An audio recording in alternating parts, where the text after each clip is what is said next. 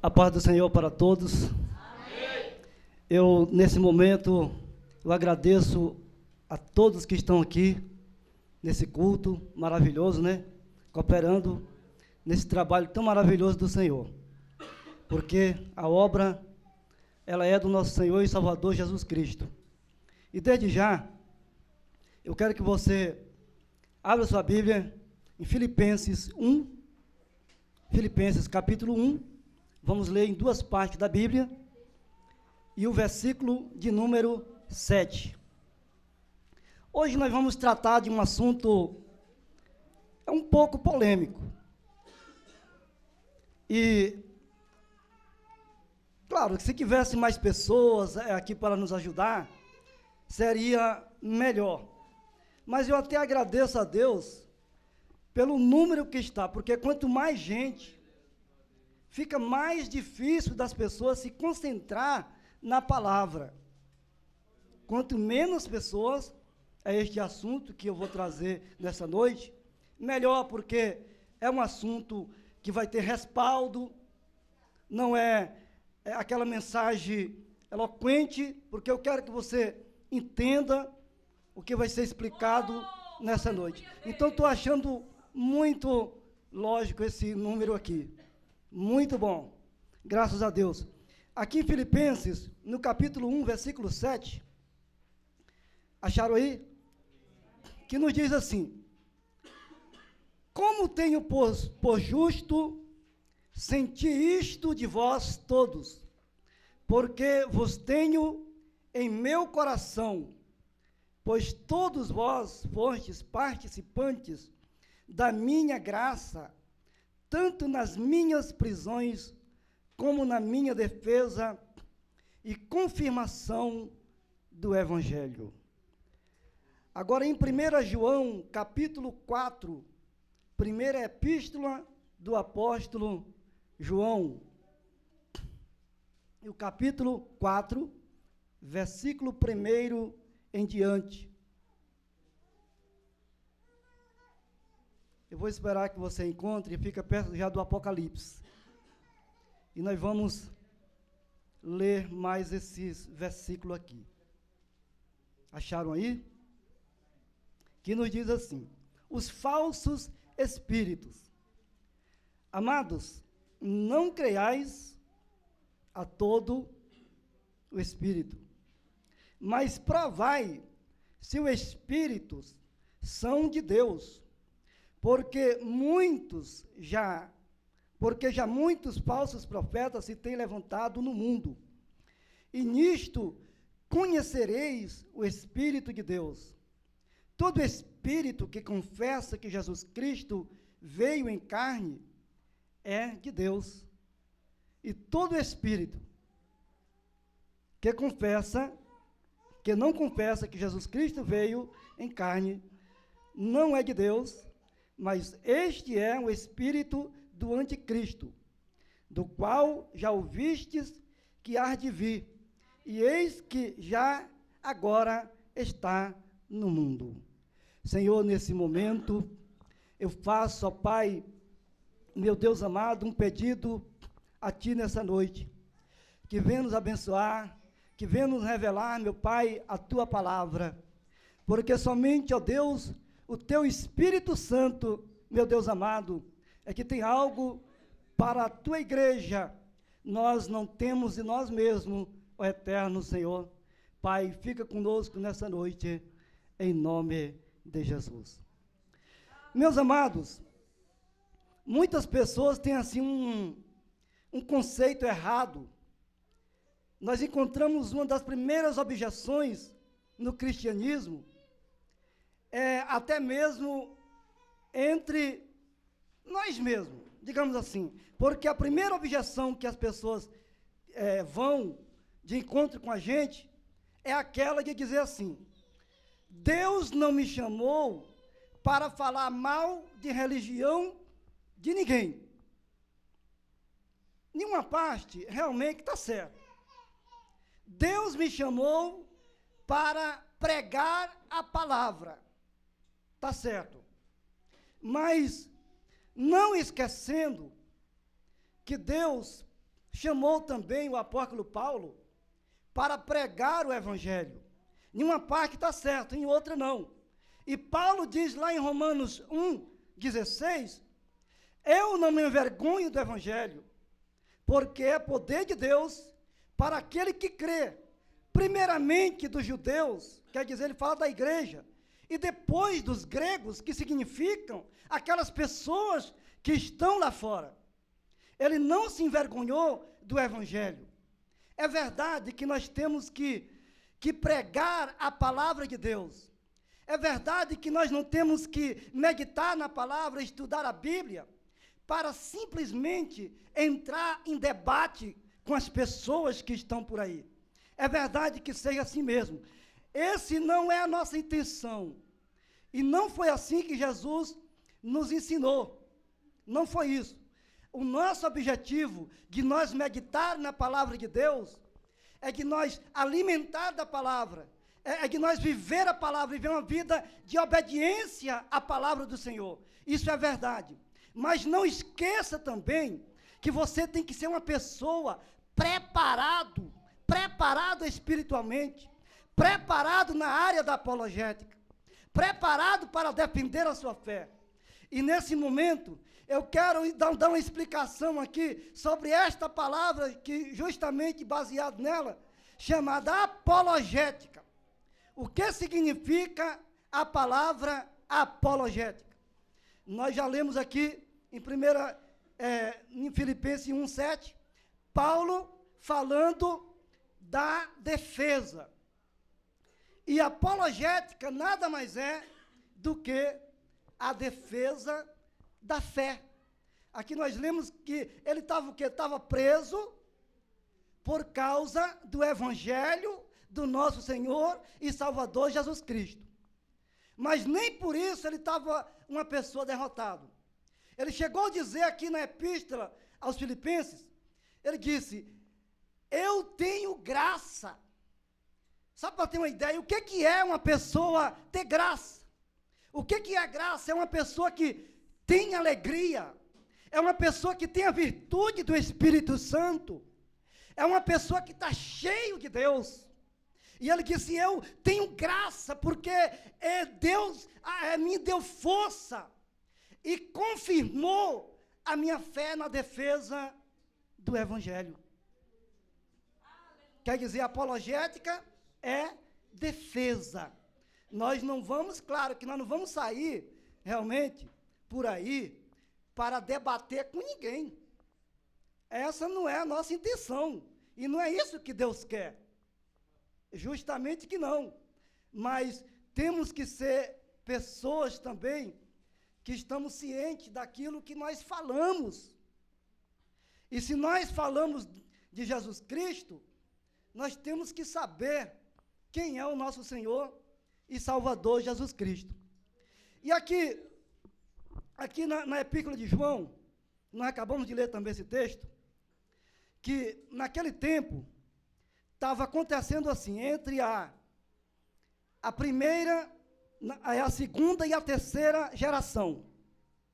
Estava acontecendo que algumas seitas naquela época estavam dizendo que Cristo tinha vindo assim em forma de espírito, que não era uma forma humana.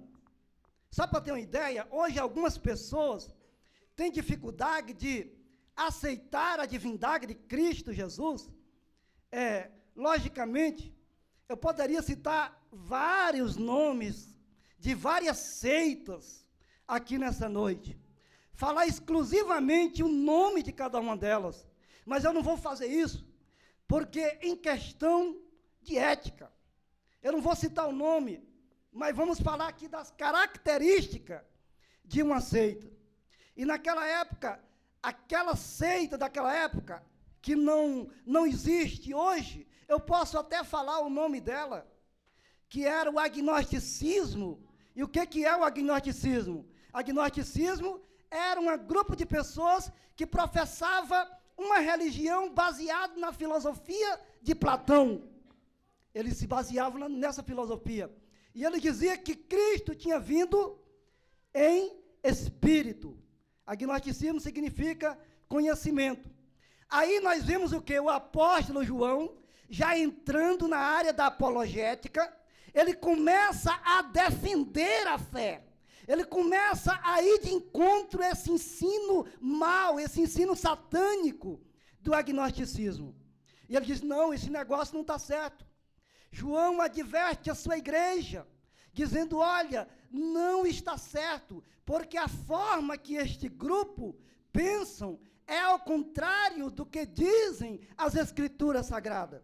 Aí ele começa a entrar na defesa, eles começam a querer debater com João.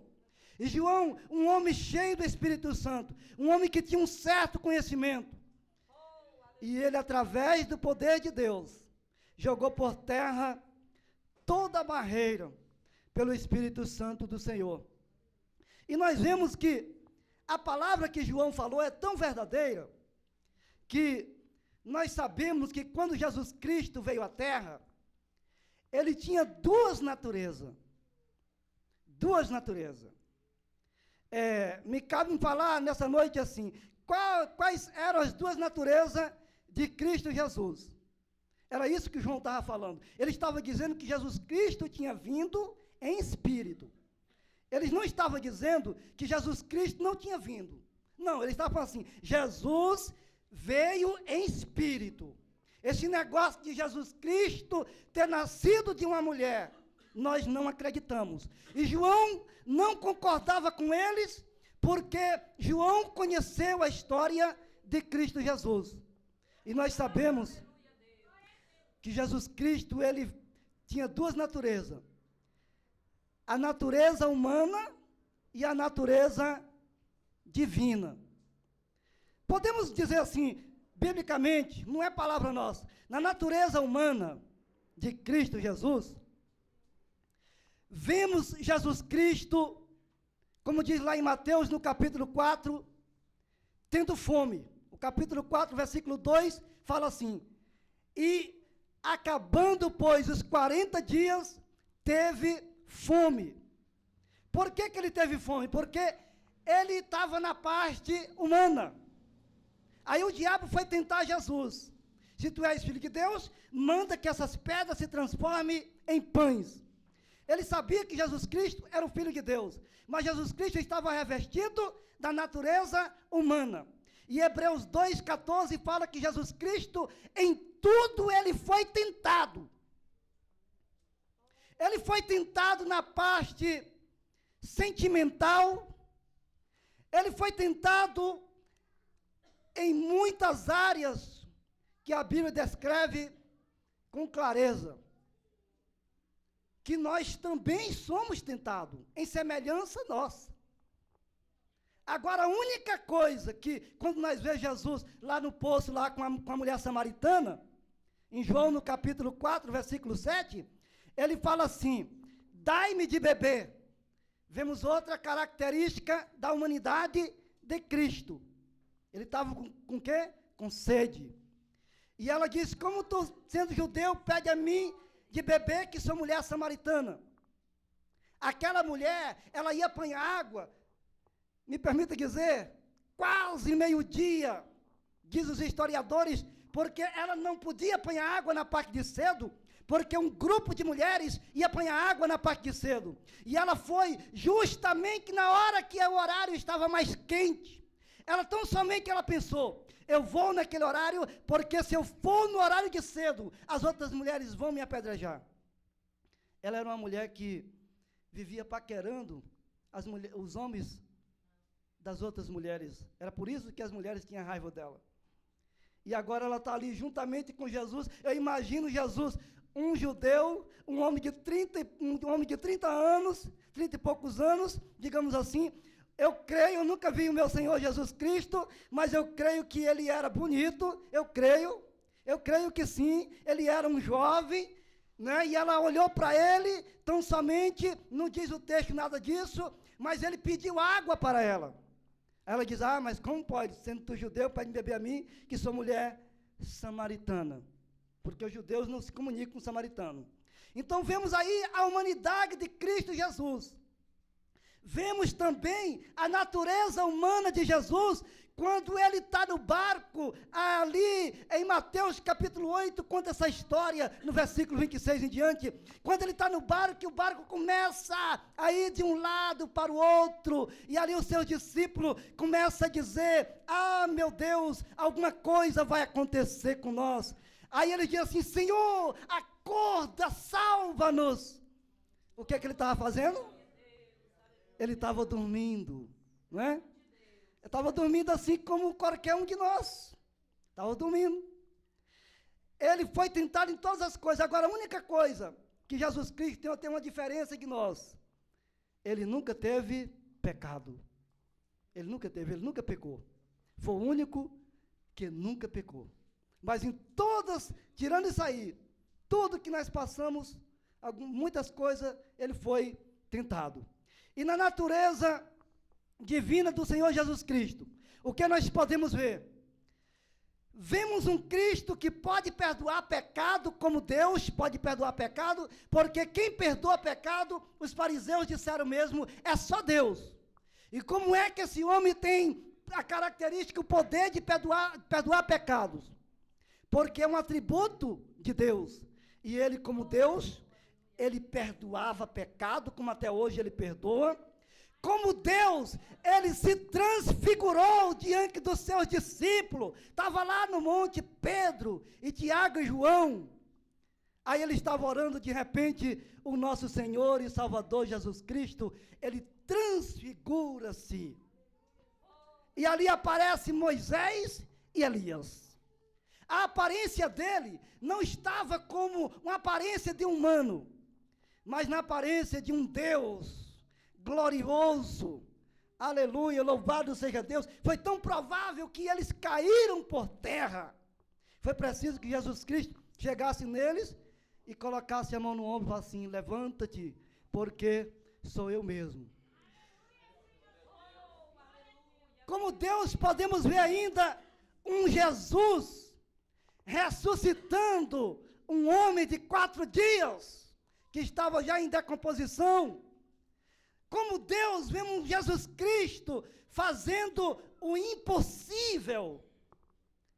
Aí vemos os atributos de Deus. E como Deus também nos manda, a Bíblia Sagrada diz que Jesus Cristo manda Pedro lançar o anzol no mar da Galileia e levar e pegar um peixinho que está lá, e na boca do peixinho tem uma moeda para pagar o tributo.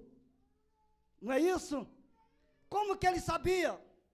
Como Deus, ele tinha onisciência, porque a onisciência é um dos atributos de Deus. Como que ele sabia que aquele peixe lá estava lá entre milhares de peixes que estavam no mar da Galileia? Vai lá, Pedro, lança lá o anzol e pega lá o peixe, o primeiro peixe, e tu abrindo, terá uma moeda. E você vai pagar o tributo por mim e por você, porque Jesus, ele não era contra as pessoas pagar o tributo, andar certo de acordo com a lei. Ele nunca foi contra, ele foi a favor. Aí Pedro fez isso, pagou o tributo, não é? Porque Deus, Jesus Cristo é onisciente. Como Deus Todo-Poderoso, ele sabia o que os fariseus estavam pensando. Quando nós vemos ali no paralítico que foi descer no teto, o paralítico de Cafarnaum, estavam ali os doutores da lei, os fariseus, e eles começaram a pensar, este homem aí, ele está dizendo que perdoa pecados, mas quem perdoa pecados é só Deus.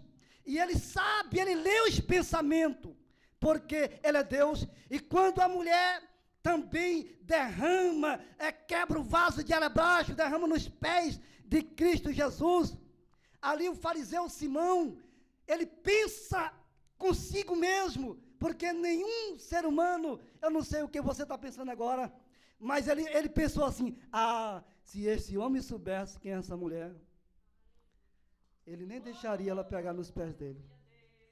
Fez só pensar. Aí ele falou assim, Simão, diga, mestre, eu tenho uma coisa para te fazer.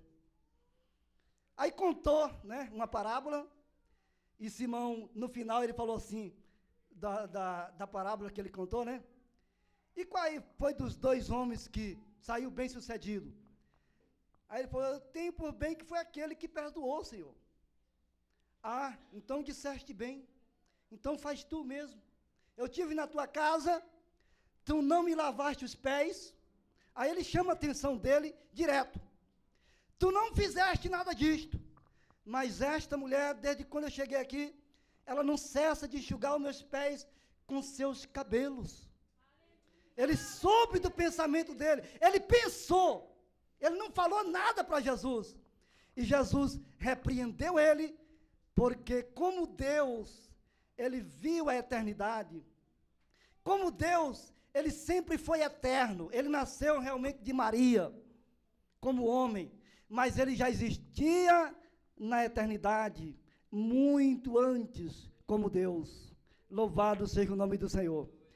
Agora aqui, para nós ir mais rápido aqui, para nós não fugir aqui do nosso assunto, louvado seja Deus. Então, estamos falando aqui da apologética. Então, vemos aqui que João começou a combater, né, aquelas pessoas heréticos daquela época. E nós vemos que, falando-se de seitas e heresias, eu quero até explicar nessa noite para você o que é uma seita e o que é uma heresia.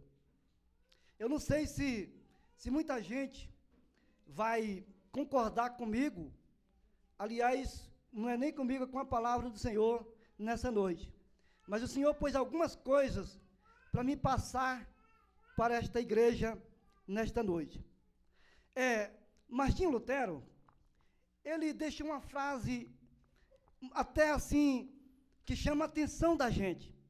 O que é que ele diz na frase dele? Ele fala assim, se não existissem as seitas, nós estaríamos roncando, negligentes, despreocupados, rumo para ir para o inferno. Se não existissem as seitas. Aí ele continua, as seitas, elas fazem com que nós venhamos a se preocupar, elas fazem com que nós venhamos a despertar do sono espiritual e da negligência, quer dizer, da preguiça, de nós não meditar na palavra, de nós não viver uma vida de oração. A seita, ela serve para nos polir. É como se fosse o esmeril. Existindo seita, eu vou me preocupar a andar preparado na apologética. E quando eu li essa frase de Martinho Lutero, eu concordei com ele plenamente. Ele não é mais vivo, mas eu concordei com o que está escrito em um dos escritos dele. E eu concordo plenamente. E o que é uma seita? Falando-se, primeiramente, existe para mais de 10.000 seitas. Só para você ter uma ideia. Para mais de 10.000 seitas, sabe? Não dá para falar o nome delas todas aqui, e nem para falar a quantidade, porque é muita coisa. Mas se você quer saber, pelo menos a metade dessas seitas, você vai ter que ler a Bíblia, você vai ter que fazer pesquisa, você vai ter que ler livros, sabe, ir profundo, se você quiser saber alguma coisa mais de seitas. Seitas, o que é uma seita? É um grupo de pessoas, tem algumas definições, tem várias. Seita é um grupo de pessoas, e heresia é a doutrina antibíblica ensinada por aquele grupo herético, aquela seita. Seita é um grupo de pessoas, tem mais uma definição, que eles se encostaram em um certo líder, que ele já pertenceu, digamos, uma igreja que pregava a verdade, e aquele líder pegou versículos isolados e montou uma doutrina. Então a seita também pode ser Quando os adeptos quer dizer aqueles que são partidários, aqueles que são discípulos daquele líder, daquela seita. Vai por tudo que ele diz. Eles não vão pela Bíblia. Tudo que ele diz, os livros dele é de igual com a Bíblia, ou talvez até de alguma importância um pouco maior. Eles leem a Bíblia, mas não têm a Bíblia como ponto fundamental. Eles vão pela palavra daquele líder. O que eles disser para ele, aquilo ali está falado. Por exemplo, o que eles falar, você tem que andar desse jeito, ele tem que andar. Eu estava lendo um dia desse que uma certa pessoa falou que Jesus Cristo ia voltar naquele dia e ele mandou que preparasse a Santa Ceia. Era a noite da Santa Ceia. E esse grupo herético, eles acreditaram no líder e ele colocou veneno dentro do cálice. E todos ali beberam. Aquelas pessoas morreram e ele ficou só ele. Depois, para o final, ele viu que todo mundo estava morto, virou o cálice, também bebeu e morreu. Então, os adeptos de seita, eles seguem o seu líder. Eles não vão somente pela palavra. E falando-se de seita, na época de Jesus, existia algumas seitas. E qual era essas seitas que existiam na época de Jesus? Permita-me falar aqui algumas delas. Como fariseus, saduceus, essênios, 3. Os essênios não são mencionados na Bíblia. A gente não vê essênios. A gente vê fariseus, saduceus, zelotes também, a gente vê também. E os herodianos. Eu quero que você preste bem atenção. Que cada um desses partidos, eles não se combinavam um com o outro. Por exemplo, o fariseu, ele acreditava na existência de anjos e também na ressurreição. Podemos ver também que o fariseu, biblicamente, ele jejuava 2 vezes na semana.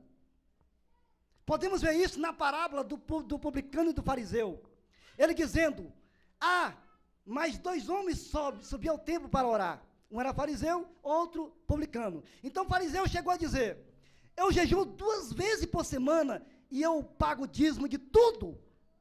Eles até, em certos pontos, eles cumpriam rigidamente com algumas coisas que nós crentes até mesmo não cumprimos. Os fariseus, eles eram pessoas que cumpriam com aquilo. Só que muitas áreas da vida deles, eles não viviam aquilo que eles falavam, mas tinha muitas coisas que eles faziam. Por exemplo, o dízimo, oração, eles oravam, só que eles se exaltavam, né? Se orgulhavam, eu oro, eu sou isso, aquilo. Esse era o problema do fariseu. Não é porque ele não fazia. Claro que a gente tem que orar, claro que a gente tem que dar o dízimo, porque é um ato de fé, mas não quero falar de dízimo não, viu? Glória a Deus. Vamos aqui para nós fugir do assunto. Mas ele acreditava na Bíblia hebraica, quer dizer, do livro de Gênesis a Malaquias. Agora, os saduceus já tinham uma diferença. Era um partido um pouco... O fariseu era 4.000 adeptos. O saduceu era pouca gente, mas era aquelas pessoas mais ricas, aquelas pessoas mais estudadas. Era um grupo pequeno. Por exemplo, o Caifás, ele fazia parte desse grupo, do grupo dos saduceus. Os saduceus só tinham o livro de Moisés, os 5 livros chamados Gênesis, começando Gênesis, Êxodo, não é isso? Levítico, Números, Deuteronômio. Os 5 livros de Moisés, chamados de Pentateucos. Eles só tinham 5 livros de Moisés.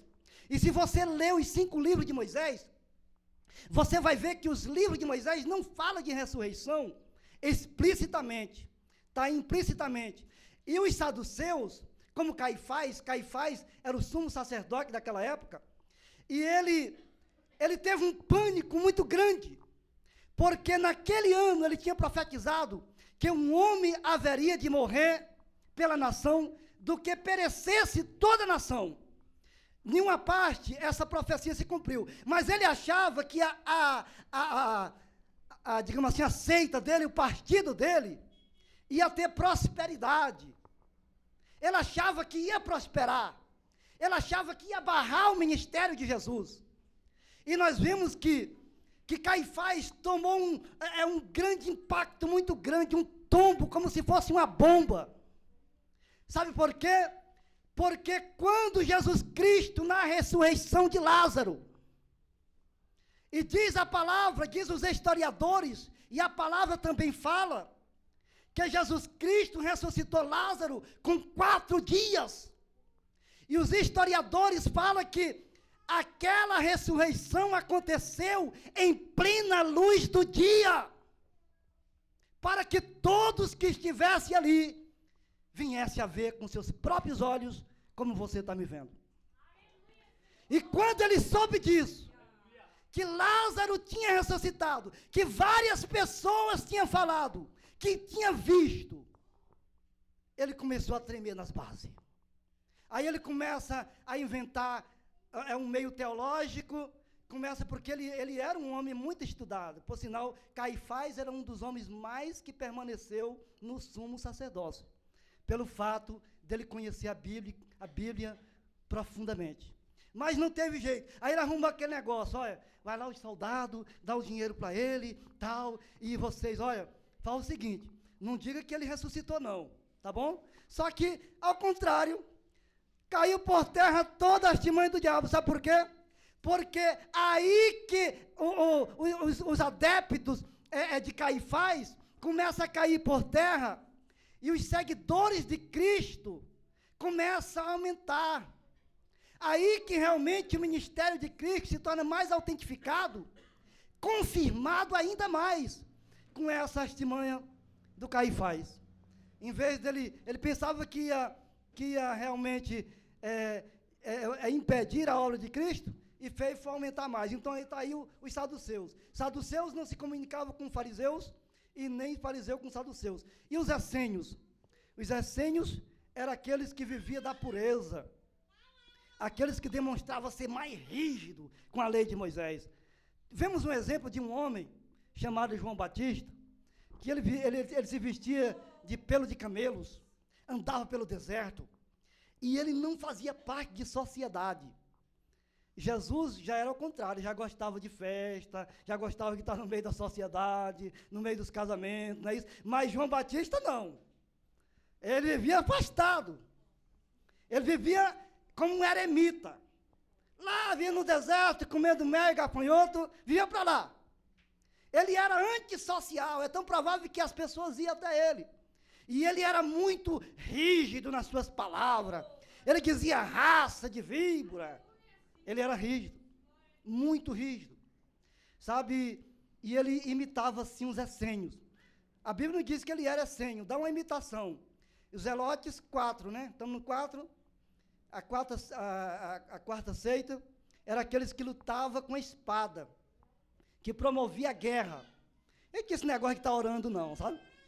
O negócio não dava para eles, ele arrumava um grupo de pessoas e falava assim, vamos lá, vamos pela espada mesmo, vamos ganhar a espada. Vamos ganhar pelo punho da espada. E eles iam, fazia guerra com os romanos, e fazia aquela bagunça mesmo, e entrava mesmo, eram os zelotes, eram os zelosos, sabe? Em quinto lugar, os herodianos. Quem eram os herodianos? Eram aqueles que favoreciam a família de Herodes. Eram aqueles que favoreciam também a família dos romanos. Os herodianos, ele era judeu, mas era aqueles judeus que era vendido. Eles se vendiam, já viu aquelas pessoas que se vendem facilmente? Às vezes uma pessoa favorece ele vai. Se vende. Qualquer coisa. Assim eram esses herodianos. Agora vamos ver o que Jesus diz aqui. Se você quiser acompanhar comigo, acompanhe. Mateus capítulo 7, versículo 15 e 16. Que nos diz assim, acautelai-vos, porém, dos falsos profetas, que vêm até vós vestido como ovelhas, mas interiormente são lobos devoradores. E o 16 diz, por seus frutos os conhecereis. Porventura, colhe-se uva dos espinheiros, ou figo dos abrolhos. Outro pensamento errado que as pessoas têm muitas vezes é de dizer assim, que todos os caminhos levam a Deus. E isso não é verdade. Nós sabemos que em todas as religiões, eu concordo sim, que existem pessoas que são sinceras, até mesmo entre as seitas. Existem pessoas que são sinceras, que professam a fé com sinceridade. Mesmo que estas pessoas estão no engano, mesmo que estão sendo enganadas, mas em cada religião existem pessoas assim que têm essa característica. Mas nem todos os caminhos levam a Deus. Nós vemos ainda em Mateus 7, 13, 14, que Jesus Cristo, ele fala apenas de 2 caminhos. E qual é esse 2 caminhos? Primeiro, ele fala da porta estreita. É por isso que seguir a Cristo não é fácil. Por isso que seguir a Cristo são poucas pessoas que têm convicção, porque é uma vida de renúncia. Ele mesmo diz que a gente tem que tomar a cruz e carregar. Por quê? Porque a porta é estreita. Agora, a outra porta larga, quer dizer, o caminho largo é a igreja do mundo. E na igreja do mundo, a pessoa pode estar do jeito que quiser. Só para você ter uma ideia. Ele aqui não está obrigando ninguém a entrar pela porta estreita. Ele está indicando. Ele está bom, você tem que entrar porque é obrigado. Não. Jesus não obriga ninguém. Ele apenas fala assim, existe a porta estreita e a porta larga, mas entra pela porta estreita porque terá vida eterna. E se você entrar pela porta larga, terá condenação eterna. Agora aí está a nossa escolha. O que nós vamos fazer? Então a igreja do mundo, a pessoa pode andar do jeito que quiser, pode andar lascivo, pode andar lasciva, pode andar de bermuda, pode andar de camisa regata, pode andar de short, do jeito que você quiser. Se você não implicar com a lei do país, a pessoa poderia até andar de cueca no meio da rua. Se a lei do país não falasse nada, poderia andar, né? Tirá-lo, sair na rua aí, com a Bíblia na mão. Por quê? Porque Jesus não obriga as pessoas, mas ele dá opção para que nós venhamos escolher aquilo que faz bem à nossa vida espiritual. Você que vai escolher. Nem todos os caminhos levam a Deus. Só existe um caminho que leva a Deus. Ele mesmo diz em João 14, 6, eu sou o caminho, a verdade e a vida. Ninguém vai ao Pai senão por mim. Mas existem muitos caminhos, que são caminhos que parecem caminhos de felicidade. Mas no meio deles é tristeza e no final deles é morte. E morte eterna. E Jesus fala aqui, como que nós podemos conhecer um falso profeta? Nós sabemos que existe o verdadeiro profeta e existe também o falso. E se existe o falso, existe o verdadeiro. Aí ele diz aqui, o que é o espinheiro? O espinheiro é um pé de coco que tem nele espinho. O que os espinhos fazem? Eles furam. Aqui ele coloca esses falsos profetas como o espinheiro e o espinho. Aqui está indicando que eles são, a doutrina que eles estão pregando é venenosa. Aqui está indicando o que eles estão levando as pessoas para o caminho do mal, é como espinho, ele entra. Por acaso pode-se colher uva dos espinheiros? É isso que ele está dizendo? Não pode. Por acaso pode ter o espinho na videira? Não, porque a videira ela produz uva. Mas o espinheiro, por sua vez, também dá os frutos. E os falsos profetas, eles também têm os seus frutos também. Mas é chamado de espinhos, maus frutos. E como que podemos conhecer, distinguir um servo de Deus, seja ele de seita ou não, para um servo de Deus que anda na verdade? é pela popularidade, é pelo número de pessoas, é pelo que as pessoas muitas vezes vão até ele, é pelos dons intelectuais que ele tem, é pela forma, muitas vezes, da música. Não, não é por isso, é pelos seus dons, que nós conhecemos que ele faz a colocada aqui. Não, ele diz aqui que pelos frutos é que nós conhecemos quem é a árvore. Nós conhecemos a árvore, não é pelas suas folhagens que é linda, mas pelos frutos. Você quer conhecer se aquela pessoa é um servo de Deus? Não olhe para o talento dele, não olhe para a popularidade, mas olha para os frutos, porque pelos frutos é que se conhece a árvore. E que frutos são esses? São frutos, Gálatas 5, 22. Porque o fruto do Espírito é paz, mansidão, é longanimidade, é benignidade. Todas essas coisas são fruto do Espírito. E tem mais coisas ainda. Mas se tem uma parte para você ter uma ideia. Fruto do Espírito Santo, só quem tem são aqueles que realmente têm um compromisso mesmo com Deus. São aqueles que vivem uma vida com Deus. E agora você pode até me dizer assim, mas será que um falso profeta, ele tem talentos, tem dons? Ah, com certeza. Isso é de admirar? Com certeza. Claro que tem. Ah, mas eu vi um milagre acontecendo, tal, alguém... Isso é novidade?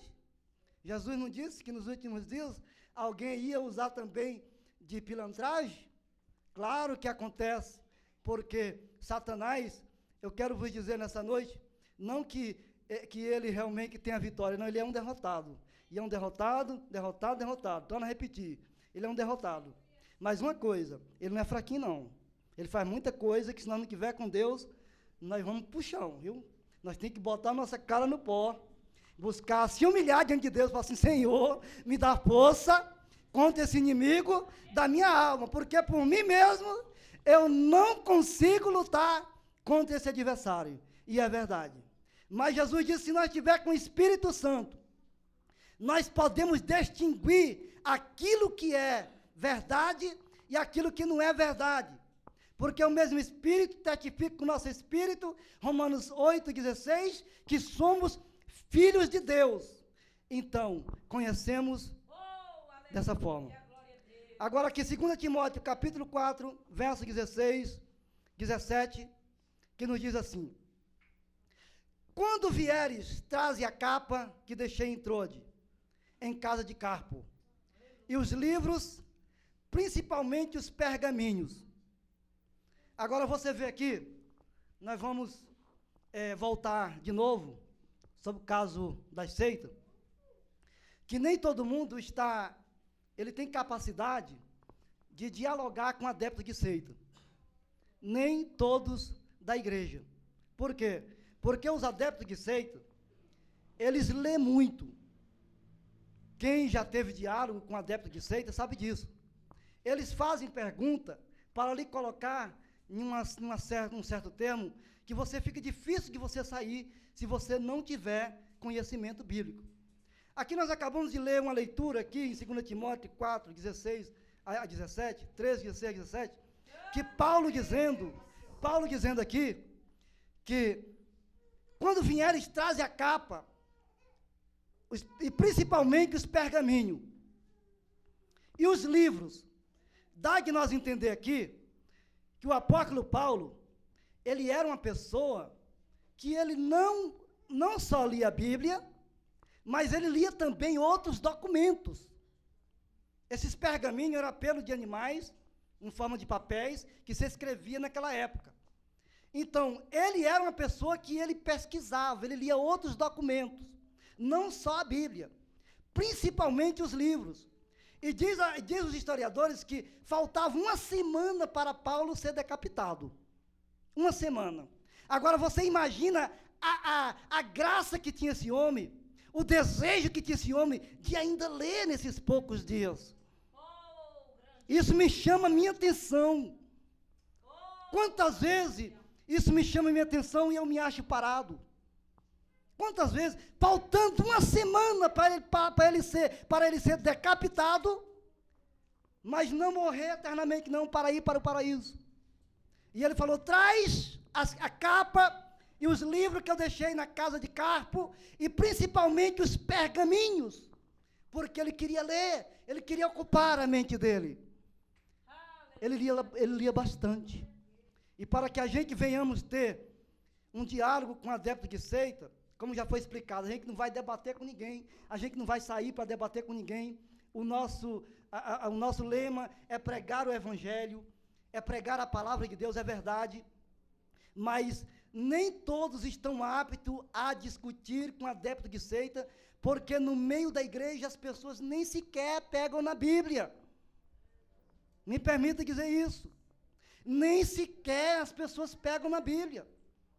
E a palavra de Deus diz, em Salmo 1, que bem-aventurado o varão que não anda segundo o conselho dos ímpios, e nem se detém no caminho dos pecadores, mas antes tem o seu prazer na lei do Senhor, e na sua lei faz o quê? Medita de dia e de noite. E muita gente na igreja não está lendo a Bíblia. Muita gente na igreja está indo para aquele negócio de blá, blá, blá.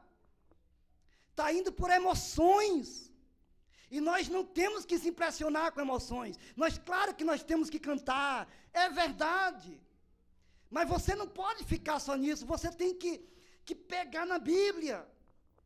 Porque nós estamos diante de um mundo complexo, de um mundo cheio de muitas vozes. E nenhuma dessas vozes são significação. É o que diz a palavra. Agora, são pessoas que não pegam, e muitas vezes eles estão dizendo, o Espírito Santo me dá. E isso não é verdade. Isso não é verdade, porque você tem que se esforçar, fazer a sua parte. Aleluia, Jesus. Qualquer trabalho na igreja que você tem. Mesmo, mas eu não sou aquela pessoa que está lá no púlpito, eu não prego. Você tem que abrir a sua Bíblia. Você tem que ter a sua vida de oração. Não é só as pessoas que pregam. Aí ele continua dizendo, vamos aqui rápido aqui. Eita, meu Deus do céu. Aqui tem muita coisa, viu, irmão? Mas vamos aqui abreviar, porque o negócio está ficando bom. Eu estou gostando porque Deus está falando com a igreja. Glória a Deus. Aleluia. Aí ele continua. Ninguém me assistiu na minha primeira defesa, que é o versículo 16. Quer dizer, na apologética. Antes todos me desampararam. Que isto não lhe seja imputado, quer dizer, não seja jogado sobre vocês. O 17 diz, mas o Senhor me assistiu e me fortaleceu-me, e eu fiquei livre da boca do leão. Agora, presta bem atenção, em 2 Coríntios 3, 6, tem uma palavra lá que diz assim, o Espírito, lá diz assim, melhor dizendo, a letra mata, mas o Espírito vivifica. Não é? Agora, presta bem atenção. O que está dizendo lá não é a palavra de Deus. O que está falando ali é da letra que mata, mas da letra da lei. Não tem nada a ver você ser uma pessoa que medita na palavra. A palavra não vai se contradizer. A letra mata, mas o Espírito vivifica. É verdade, o Espírito Santo vivifica. A letra da lei mata, como já demos um exemplo dos fariseus, né? Mas o Espírito vivifica. Muitos têm um conceito que, pelo outro lado, quanto mais a pessoa é ignorante, quanto mais a pessoa deixa a Bíblia para lá, quanto mais a pessoa negligencia a oração, tem gente que, ele diz assim, eu não preciso falar com Deus porque Deus já sabe o que eu quero. Deus já sabe o que eu quero. Ora, nós sabemos que Deus é um Deus onisciente, acabamos de falar. Mas Deus quer que você venha dialogar com Ele. Deus quer que você venha se ajoelhar com Ele. Junto, ali, falando com Ele. Senhor, me abençoa. Senhor, abençoa a igreja, abençoa a minha família. E não é aquela oração de você levanta, Senhor, Pai, eu te agradeço, abençoa, Pai, em nome de Jesus. Vá para o Tivupo. Não. Você tem que dialogar com o Pai Celeste. Você tem que ter familiaridade com Ele. É isso que Ele quer. É claro que Ele sabe o que você está necessitando, é claro. Mas Ele quer que você venha se abrir para Ele. Ele quer que você venha abrir o coração para Ele. É isso que Ele diz. E muita gente tem aquele conceito errado.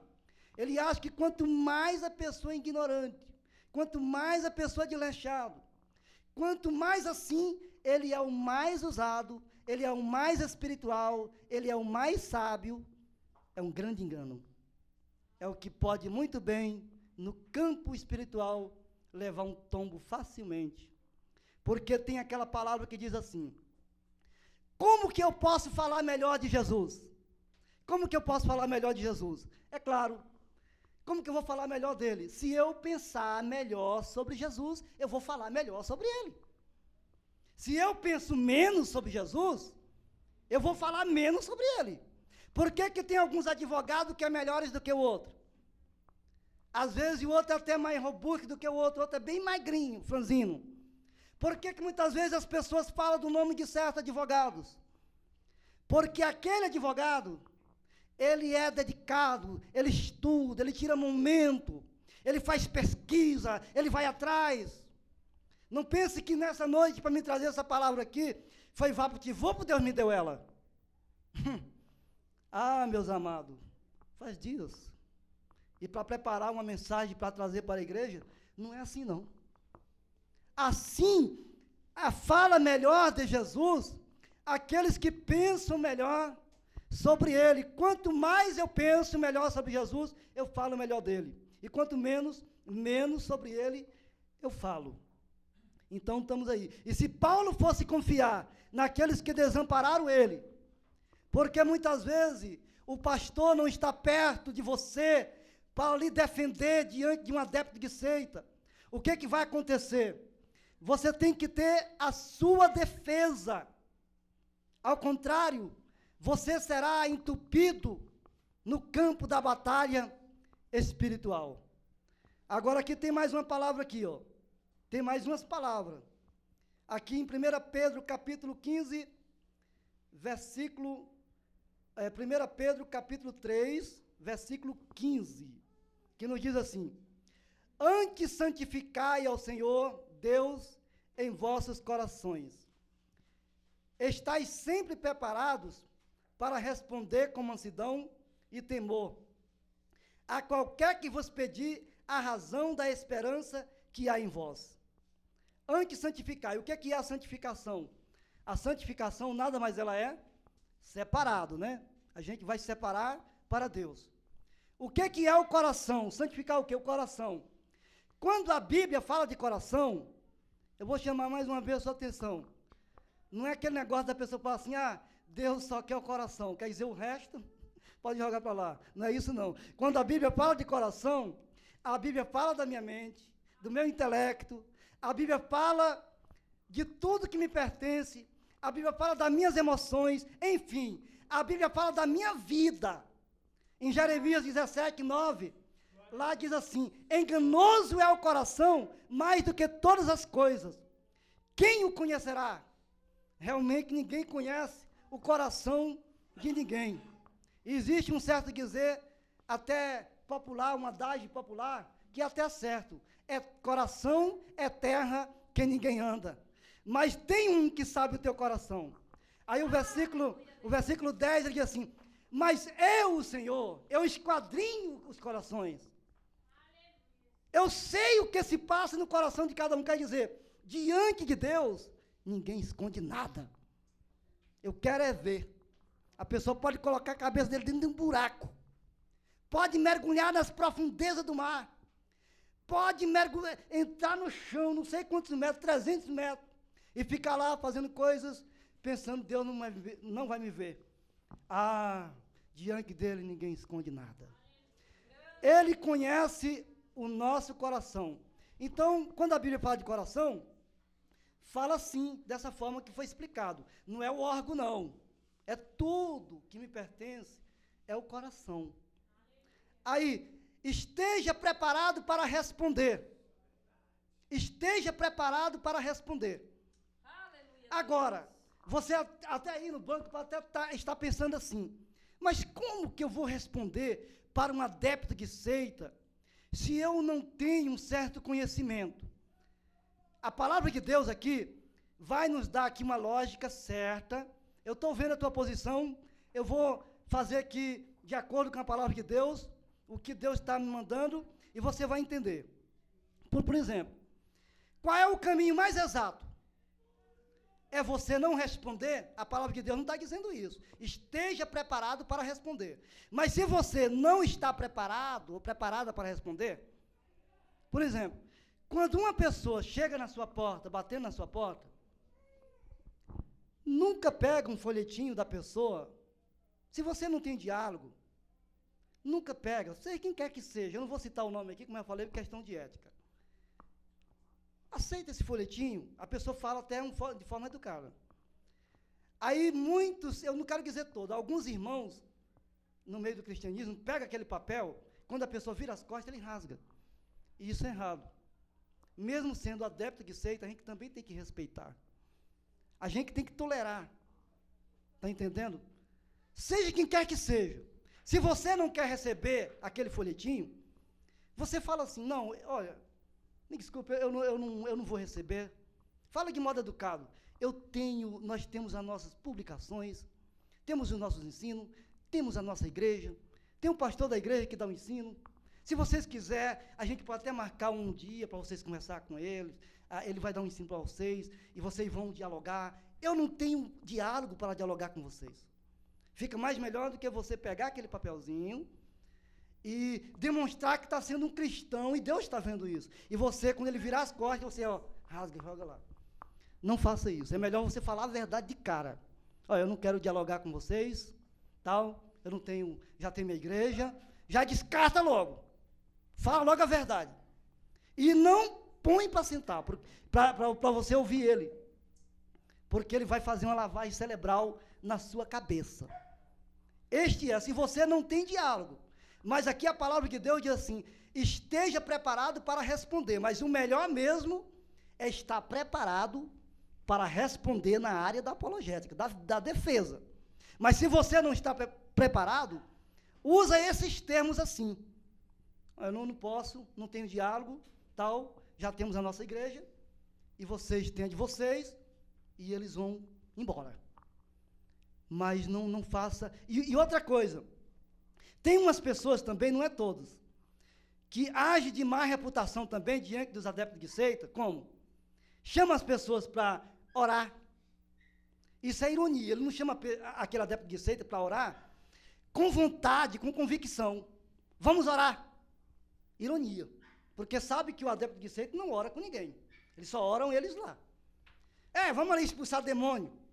Outra ironia também, não dá certo. Às vezes taca a porta na cara dos outros. Isso não é atitude de um cristão. Sabe, me perdoa falar assim, me desculpe, eu usar esses termos assim, que servem para todos nós. Eu já tive conversando com muitos adeptos de seita já, e sei como é que é, e muitos deles falaram isso para mim. Falaram assim, como no campo a gente encontra pessoas ignorantes? Já ouvi pessoas adeptas de seita falando isso. E quanto no campo também encontramos pessoas que são educadas, que recebem a gente bem. Tem uns que não têm conhecimento bíblico, mas eles sabem falar de modo educado com a gente. E esta é uma forma não exata totalmente, mas é uma das formas exatas. Nós temos que respeitar os outros, seja ele espírita, seja ele feiticeiro, seja ele ateu, seja ele o que for, a gente tem que respeitar. Agora, só que tem um porém, que pelo fato de eu respeitar uma pessoa, não significa que eu vou concordar com os ensinos deles. Aí está a grande diferença. É claro, eu tenho que respeitar. Mas eu não concordo com a doutrina dos adeptos de seita, de forma alguma. E nós não devemos concordar de forma alguma. Nós temos que respeitar, mas concordar com eles, não, porque os ensinos deles são heréticos. Mas devemos tratar como pessoas. Eu converso com o espírito, eu converso com o macumbeiro, pego na mão dele, tal, como é que está você, tudo bem? Graças a Deus, e sai uma boa. Agora, se vir falar para mim de doutrina aplicar para mim, aí não dá. Por exemplo, não dá certo de eu conviver com um espírita ou com outro qualquer adepto de seita. Não tem como nós conviver junto, compartilhar da mesma fé. Como pessoa, eu posso até conversar com ele, nós podemos até rir, nós podemos até contar história, mas na fé não dá, porque a linha dele é outra, e a minha é outra. Tem um espírito de adversidade aí. Tem um espírito, tem dois espíritos. Ambos não se combinam. O próprio Senhor Jesus diz que nós não podemos seguir a dois senhores. Então não tem como se ajustar, né? Não tem como, porque um pensa de um jeito e outro pensa de outro. Mas a palavra diz aqui que nós temos que responder para eles como? Com mansidão. Não é com aquela ignorância. Com mansidão. Porque os mansos, diz o Salmo 37, verso 11, os mansos herdarão a terra e habitarão nela para todo sempre, com mansidão. Mas o caminho mais exato, que diz a palavra do Senhor, é que nós venhamos estar preparados para responder. Responder o que para eles?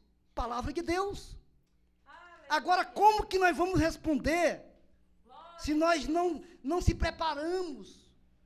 Se nós não lemos a Bíblia, se nós não vivemos uma vida de oração, se nós não se preocupamos, nós temos que estar preparados, é o que diz essa palavra. Não temos que ser negligente, de forma alguma, porque nós vamos encontrar barreiras difíceis na batalha espiritual. Agora aqui, eu quero continuar ainda. Louvado seja Deus. A gente vai fazer o possível aqui para a gente abreviar, né? Porque eu estou achando que vai muitas horas aqui, viu? 2 João, no capítulo 1, 10, 11, que diz: se alguém vem ter convosco e não traz esta doutrina, não recebais em casa, nem tampouco os saudeis. Olha, está falando aqui de doutrina. Aí o versículo 11, ele diz assim: porque quem o saúda tem parte nas suas más obras. Aí existe, e qual é essa doutrina que João está falando aqui? Qual é exatamente esta doutrina? Ela é uma doutrina de Deus? Claro que não. Ela não é uma doutrina de Deus. Existem 3 formas de doutrina, a saber, a doutrina de Deus, que está lá em Atos capítulo 13, versículo 12, que diz lá que eles creram na doutrina do Senhor. A doutrina de homens, a doutrina de homens está lá em Mateus capítulo 15, versículo 9, que fala da tradição. Quando alguém vieram diante do Senhor Jesus e falaram assim: Senhor, os teus discípulos não comem antes de lavar a mão? Aí ele falou assim: o que entra pela boca não contamina o homem, mas o que sai da boca é isto que contamina o homem. Por exemplo, o que sai do coração, os maus pensamentos, fornicação, adultério, tudo que não agrada a Deus, sai do coração, como nós já falamos aqui sobre o coração. Isso que contamina o homem. Mas comer sem lavar as mãos, não contamina o homem. Então, aí ele termina dizendo: esse povo me adora e ensina preceito, que são preceitos de homens. São mandamentos de homem. E sempre um mandamento de homem quer sempre uma coisa a mais. Você tem que fazer isso, você tem que fazer aquilo, você tem que andar desse jeito. Não é doutrina de Deus. Porque a doutrina, ela é um ensino, seja ela verdadeira, seja ela falsa. A doutrina do homem procura sempre escravizar. A doutrina de Deus, ao contrário, ela traz paz, ela traz restabelecimento na vida espiritual, ela traz libertação na vida espiritual e traz um conforto para nós na vida espiritual. Enquanto que a doutrina do homem não, tem que estar ali, ó, debaixo dos pés. Aí Jesus não aprovou. A terceira doutrina, a doutrina de demônios, está lá em 1 Timóteo capítulo 4, verso 1, que nos diz assim: e o Espírito diz que nos últimos dias alguns se apostatarão da fé, dando ouvidos a espíritos enganadores e doutrinas de demônios. Falou lá em doutrina, tá vendo? Doutrina de demônios. E o que é exatamente apostasia? Apostasia nada mais é do que uma pessoa que abandona a fé verdadeira e ele vai para outro lado, outro grupo, que não é um grupo que realmente serve a Deus verdadeiramente. Ele sai de um grupo que serve a Deus verdadeiramente, que prega a palavra, e ele vai se enquadrar diante de um grupo que são adeptos de seita. Isto aí é uma apostasia. Todas as pessoas que agem assim, que saem da igreja, que está pregando a palavra de verdade, e vai para outro grupo, que não prega a verdade, é uma apostasia, porque ele conhece a palavra. E a doutrina que ele está lá abraçando é uma doutrina de demônio. Aí você pode até pensar assim, mas em todas as religiões, em todas as seitas, existe algumas verdades. Existe. Existe verdade no islamismo, existe verdade no judaísmo, existe verdade no shintoísmo, existe verdade no budismo, existe verdade na Seishonoe, em várias. Sim, existe. Mas não totalmente. É umas verdades misturado com engano. E você sabia que o maior perigo do engano não está só totalmente no engano. Quando a gente vê uma pessoa vivendo um engano na bagunceira, você tira por aí. A gente já vê logo. Já fala assim, aquele ó, como é que ele está andando? Já está demonstrando. Agora, o perigo maior não é aqueles que demonstram logo o perigo de cara. São aqueles que estão camuflados, sabe? Que fala, tem umas verdades ali, por ali, e está camuflado. Agora, nós vamos ver aqui que existe assim a verdade, um pouco de verdade em várias religiões. Mas são verdades que não libertam.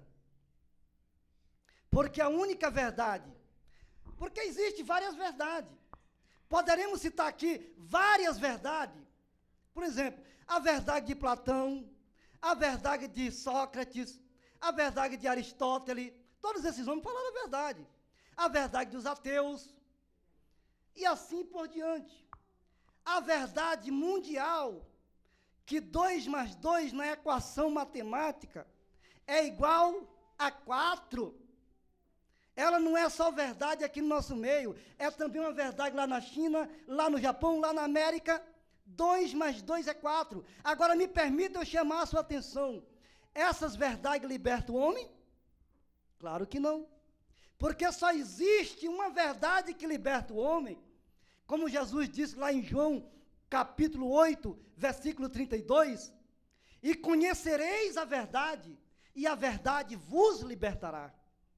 Somente a verdade do Evangelho, somente a verdade de Cristo Jesus é que liberta o homem da condenação do juízo final que há de vir. E ele completa dizendo no versículo de número 36, de João capítulo 8, e se, pois, o Filho vos libertar, verdadeiramente sereis livre. Você pode conhecer uma verdade de alguém filosoficamente, mais linda que for, mas ela não liberta. Eu já vi pessoas que já tiveram envolvidas em outros meios, e eles não foram libertos, pessoas até mesmo intelectuais não foram libertos, mas quando eles passaram a meditar na Bíblia, quando eles passaram a ler o livro sagrado, algo mudou nele, porque a verdade das Escrituras entrou no coração e fez uma transformação. Assim fez na minha vida, e fez na sua vida, que você está aqui também, não é isso? Você não sente aquele fogo do Espírito Santo? Isso aqui não foi matemática, isso aqui não foi português, não. Isso aqui não foi psicologia, não foi filosofia, não. Isso foi palavra de Deus, palavra do Evangelho, que é a única palavra que transforma a vida de um homem, de uma mulher, que é o padrão. A nossa única regra de fé e prática de vida chama-se palavra de Deus. Glória a Deus. Aleluia, louvado seja o nome do Senhor. Graças a Deus. Já estamos quase terminando, viu? Agora diz assim, ó. Por que estudar as falsas doutrinas? Por que estudar as falsas doutrinas? É a pergunta. 4 razões. Devemos estudar as falsas doutrinas por quatro razões. Primeiro, defesa. Defesa própria. Você não vai defender uma coisa que você não conhece. Para você conhecer um adepto de seita, você tem que estudar o que ele pensa. Por exemplo, vamos fazer aqui uma comparação. Como é que se combate o veneno da cobra? Com o próprio veneno antiofídico, né? Usando o próprio veneno antiofídico que combate o veneno da cobra. Então, quanto mais você conhecer, fica melhor de você se defender.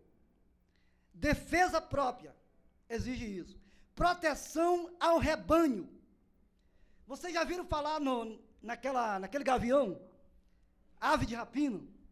Ele tem 2 asas e tem 2 pés. E ele é o que? Um predador. Se ele achar alguma coisa que dá dele levar, ele pega. É um predador. A águia também, é muito bonita a gente falar da águia, mas infelizmente, de um termo negativo, ela também é uma grande predadora. E uma exímia, ela não erra. Ela anda mais rápido, né? Mas existe também os predadores também de 2 braços e de 2 pernas.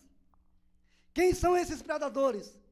Os que estão por aí, como disse Jesus, que são chamados de cães, que estão levando palavras de engano, que não estão pregando a verdade, que de forma que nós que estamos à frente do trabalho como líderes, chama atenção para mim agora também, que se eu não vigiar o rebanho, a pastora não vigiar, se nós não dar a palavra suficiente para vocês, a palavra de advertência, a palavra de vigilância, para que nós venhamos a vigiar, porque nós somos obrigados a vigiar e a dar o alimento espiritual para vocês, começam a aparecer os predadores de 2 pernas. Interessante que esses predadores, eles não vão aonde as pessoas incrédulas estão na bagunça, estão na prostituição. Não, eles só vão diante daquelas pessoas que está mal descuidado, que está fraco na fé, que está débil. E um perigo também para os predadores pegar também certas pessoas, certas ovelhas, é aquela ovelha que fica andando de igreja em igreja. Fica andando para um lado, para o outro, sabe? Isso é um perigo. Eu não digo isso, não que eu estou sendo assim, orgulhoso em dizer nessa oportunidade. Eu deixei de ir em certas igrejas, eu ia muito, porque na hora da gente fazer um convite para a pessoa ajudar a gente, eles não vêm.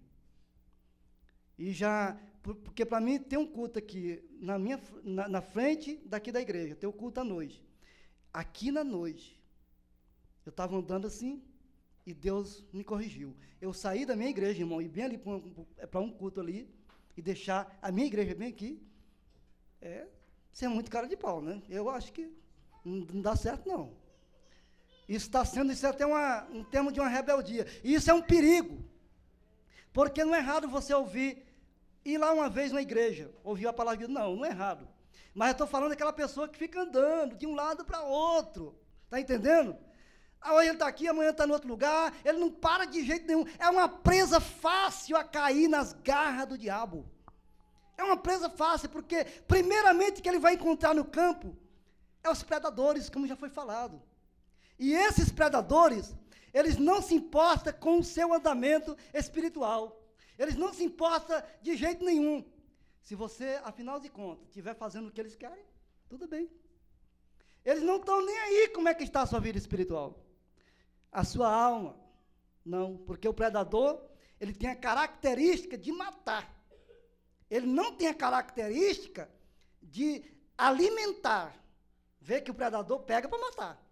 Então, o predador, ele faz assim. Então, devemos estudar as falsas doutrinas para proteger o rebanho e evangelização e missões.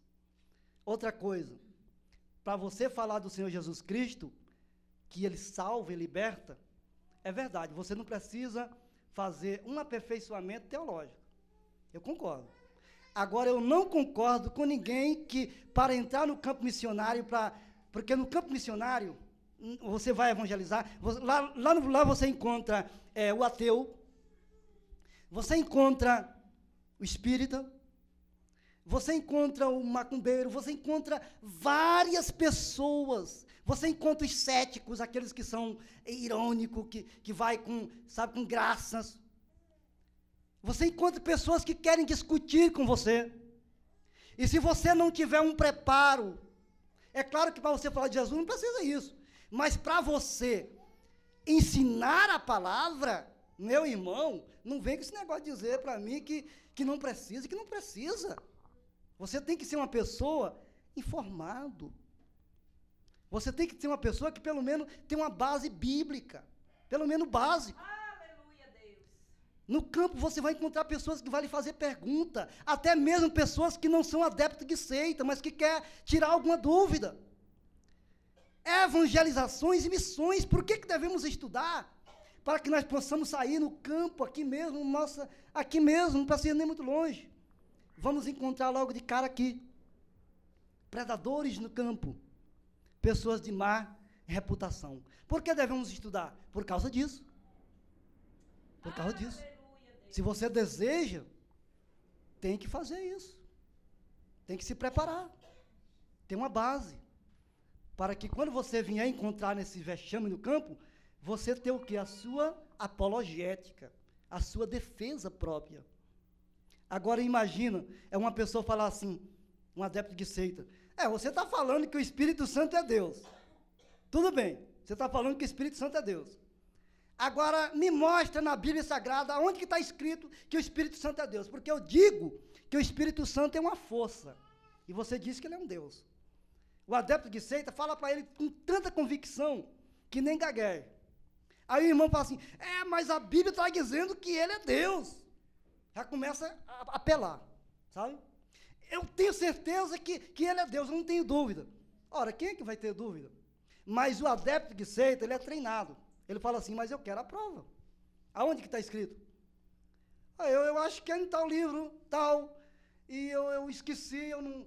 Despreparado, completamente despreparado. Completamente despreparado, sabe? Não tem nenhum preparo bíblico. E isto é um perigo. Já vi muitas pessoas correndo. Muitas pessoas correndo. Não é brincadeira. E, além disso, também a nossa luta é contra o diabo. Além disso, você vai ter que enfrentar o diabo, que é o mais terrível, sabe? Por isso que temos que ser pessoas de oração, pessoas que meditamos na palavra, preparados, munidos espiritualmente, para que venhamos a vencer os adeptos de seita e o inimigo que é o inimigo das nossas almas. O método mais eficiente para se identificar uma seita é conhecer os 4 caminhos da matemática. Falando de matemática novamente. Como assim? Seguido por elas, ou seja, o da adição, 1, o da subtração, 2, o da multiplicação, 3, e o da divisão. O que quer dizer isso?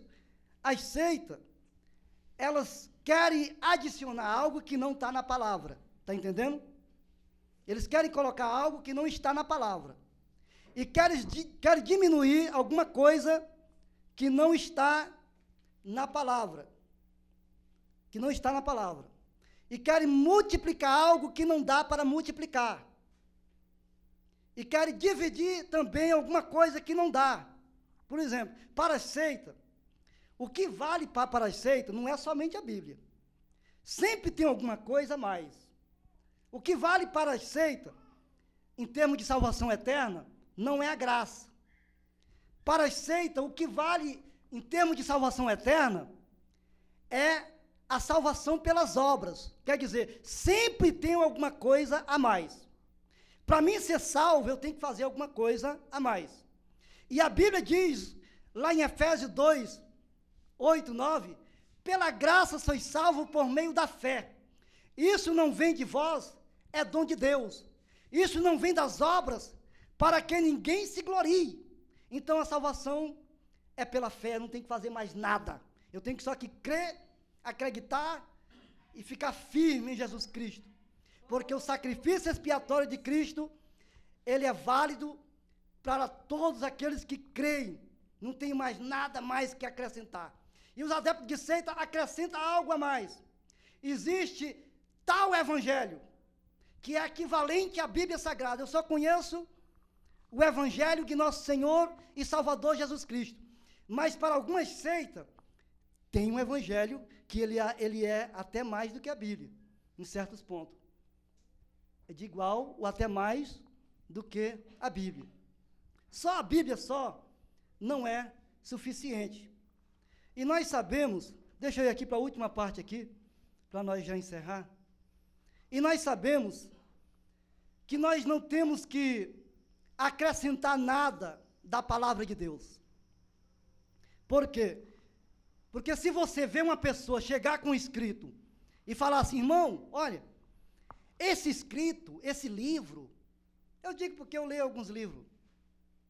Já li uns livros aí, tem uns livrinhos em casa aí, de vez em quando a gente lê bastante, né? Mas aquilo ali tudo é arranjo, tudo é arranjo. O que é mesmo certo é a palavra de Deus, né? Aí chegar e falar assim, irmão, tem aqui um livro que ele é de igual com a Bíblia, ou que é maior do que a Bíblia. Negativo, isso não é verdade. Eu vi uma profecia ali e peguei um escrito de um profeta que é igual com a Bíblia. Ele me falou isso, isso e aquilo. Até contei uma história esse dia ontem no monte, que a gente tem que ter muito cuidado com profecia. Não é verdade. Porque a Bíblia Sagrada não arreda para ninguém. O cânon que foi dado para nós, quer dizer, a regra de medir, já foi encerrado. É tão provável que se uma pessoa levantar agora, nesse momento, com profecia aqui, vamos ver se ela está aqui. Se ela não tiver, não vale. O que vale é a Bíblia. Mas esse livro aqui é igual a ela. Não, não é igual. A Bíblia é a Bíblia, ela é a palavra de Deus. O cânon já foi encerrado. Toda a inspiração que tinha que vir sobre os profetas já vieram. Não tem mais nada que diminuir e nada que acrescentar de evangélico fulano de tal seita, de qual religião. Não tem mais nada, porque o cânon sagrado já foi encerrado e já é completo. Nós temos toda a receita para que nós venhamos aprumar a nossa vida. Só aqueles que não querem. Mas aqui você tem toda a receita. Tudo está falando aqui para a nossa vida, não tem mais nada. Está faltando alguma coisa para a minha vida que eu não sabia. Eu quero encontrar. Não, na Bíblia você encontra tudo. Se alguém está vivendo do jeito que quer, porque quer. Mas nós encontramos, ela fala de santidade. Esse dia eu estava até falando, meditando na palavra de Deus, por que muitas pessoas não gostam da palavra? Porque a palavra fala do pecado, a palavra fala da santidade. E tem uma turma aí que não gosta, está entendendo? Tem uma turma que não gosta. Glória a Deus, vamos deixar para lá, né? Agora, o que é que diz aqui no Apocalipse? Já estamos findando, mas eu quero ler aqui 2 versículos. É o Apocalipse e depois a 1 Pedro nós encerra, tá bom? Glória a Deus, só uma paciência aí. Brasil, um país democrático, mas com muita confusão teológica. Entendeu? Brasil, um país democrático, que nós podemos seguir o que quiser. Você pode ser o que você quiser. O que você quiser, você pode ser, como já foi falado. É um país democrático. É verdade. nos outros países por aí, como a China, Japão, a Indonésia, lá, se a pessoa for pegado com uma folha da palavra de Deus, ele será encarcerado, talvez até morto. No Brasil, nós temos a livre, espontânea vontade, somos libertos de pregar um evangelho. Agora, o problema maior que está no Brasil é a confusão teológica. Aí é que está, entre seitas e heresias. E nesse momento também, eu abro aqui um parêntese para dizer que existe muitos heréticos que estão no meio do cristianismo, que não faz parte de seita. O Apocalipse fala assim, ó, porque eu testifico, Apocalipse 22, verso 18 e 19, porque eu testifico a todo aquele que ouvir as palavras da profecia deste livro, que se alguém lhes acrescentar alguma coisa, Deus fará vir sobre ele as pragas que estão escritas neste livro. O 19 fala, e se alguém tirar quaisquer palavras do livro desta profecia, Deus tirará a sua parte do livro da vida, e da cidade santa, e das coisas que estão escritas neste livro. Quais são essas 7 pragas? As 7 pragas, as 7 taças da ira de Deus, e enfim, a perdição eterna. O Apocalipse está falando que nós não pode acrescentar, e que nós não pode diminuir. E quando a Bíblia aqui fala no Apocalipse, ela não está falando aqui, não é simplesmente o livro do Apocalipse. Ela está falando de toda a Bíblia, desde o Gênesis ao Apocalipse. Entendeu? Toda a profecia. Porque diz a Bíblia em 1 Timóteo, 2 Timóteo, capítulo 3, 16 e 17. Toda a Escritura é divinamente inspirada, proveitosa, para redarguir, para corrigir, para educar em justiça, para que o homem de Deus seja perfeitamente instruído para toda boa obra. Ela fala de toda a palavra de Deus. É o que está dizendo. Não temos autoridade de tirar nada. Ai de nós se tirar alguma coisa, se tentar tirar alguma coisa do que está escrito aqui. Agora, o último verso que nós vamos ler aqui é 2 Pedro. 2 Pedro, capítulo 2, verso 1 a 3, que nos diz assim, e também houve entre o povo falsos profetas, como entre vós haverá também falsos doutores, que introduzirão encobertamente heresias de perdição, e negarão o Senhor que os resgatou, trazendo sobre si mesmo repentina destruição. Agora eu vou chamar a sua atenção, já para as partes finais aqui, sobre o caso da heresia. O que é que nós vemos hoje, assim, no termo evangélico? Não estamos dizendo aqui que somos os melhores, não. Não estamos dizendo aqui que a nossa igreja é a única que salva, não. Existem várias, milhares. Não estamos dizendo aqui que somos os certos, o dono da verdade. Claro que não. Mas uma coisa nós temos certeza. Quem é certo aqui? A Bíblia. Quem é certo? Jesus. Nós estamos tratando-se da Bíblia. Mas nós vemos algumas coisas no mundo evangélico que está fora. Que está fora. E permita-me falar algumas coisas nessa noite. Aqui, até vou falar nessa noite, a unção da loucura de Deus. Você conhece alguma unção? Eu só conheço uma unção que Deus deu, 1 João 2, 20. E vós tendes a unção do santo e sabeis tudo. A unção da loucura de Deus, uma heresia. Isso aqui estamos vendo, geralmente. Gargalhada, a unção da gargalhada. Unção do leão, mas não é o leão da tribo de Judá não, viu? Unção de montes e de cidade. Unção de ungir o meu gato e o meu cachorro. Unção de ungir foto, para onde está, não sabe nem se a pessoa está viva. Ah, mas tem muita gente que às vezes não gosta quando a gente fala assim. Mas isso é bom, a gente falar assim a verdade, amado. Que pessoas que estão ungindo fotos, não tem nenhum significado. Unção de ungir portais de casa. ungir carro. Não tem nenhuma base bíblica para isso. Ir no monte cavar buraco, assinar o nome das pessoas enterradas dentro do buraco. Quem faz isso? O espiritismo, a macumba. Cristão não faz essas coisas. Enterra. Quem faz isso é feiticeiro. Escreve o nome das pessoas, queima na fogueira. Está fora. Não está de acordo com a Bíblia Sagrada.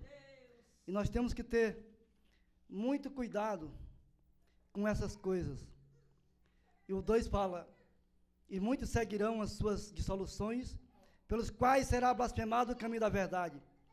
E por avareza farão de vós negócio com palavras fingidas, olha, sobre os quais já dilaga o tempo, não será tardia a sentença, e a sua perdição não dormita. Tenha cuidado com elogios excessivos. Eu até fico preocupado quando eu vejo uma pessoa falar assim, ô irmão, você é isso, sei o quê, ô irmão, você é isso. Eu já digo logo, irmão, fala logo direto o que o irmão quer comigo, fala logo. Eu já desconfio. Porque costuma esses elogios, demasiadamente, você é isso, você é aquilo, não tal o quê, é um santinho, costuma ser falso e não ser verdadeiro. Lá, quando você vira as costas, ele fala mal de você. Cuidados, aqui falou com palavras fingidas. E que palavras são essas? Palavras bonitas, palavras que impressionam o povo, mas no fundo, não é aquilo. Tenhais, pois, vamos ter cuidado com essas palavras, com esses fingimentos. Outra coisa, não convide ninguém para entrar dentro da sua casa se você não conhecer. Eu digo isso por experiência. Convidei um certo abençoado um dia para entrar dentro da minha casa. Estava até contando um dia desses para uns irmãos aqui, né? E ele já queria entrar na minha vida íntima, né? Digamos assim, fazendo alguma coisa que não era do agrado de Deus, né, irmão? Tal, já começando até a olhar para minha mulher, tal, aquele negócio, de cima para baixo, tal, e aquele olhão de jacaré, sabe? A gente tem que ter muito cuidado, é sério. Tenhais cuidado com quem você põe dentro da sua casa. Tenha cuidado. Porque você não sabe quem é. Eu vi no meio da rua, eu estou com fome, cristão, me leva para sua casa. Eu tive pena. E levei e trouxe para casa. E não estou negando que a gente deu alimento, não. A gente faz para qualquer um. Mas a ação dele queria sair 3 da madrugada para ir para o monte. Aí não deu. Esse abençoado não passou no teste, né? Aí falou, não tem como. Tenhais cuidado em quem você põe dentro da sua casa. A outra, em quem vai orar por você. Não deixe qualquer um pôr a mão na sua cabeça para orar. Porque em vez dele passar a bênção de Deus para a tua vida, ele vai passar a maldição.